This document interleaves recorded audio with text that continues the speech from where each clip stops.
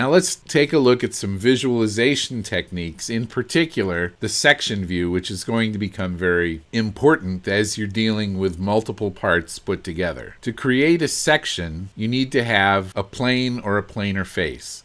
So let's create a new construction plane based on this existing plane. Okay, so now we've got that. And this should be the offset plane. And we'll hit next. How far of an offset do we need? Let's try to take it down through the middle of the crank, and then we'll click done and select the plane from the items list. Click on section view.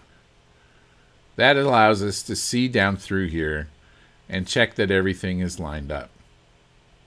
You can work with the section view on or off. Now, if we wanted to work on one of these parts individually, we could click on the part and then click on isolate. And that essentially turns off everything except the part we're working on.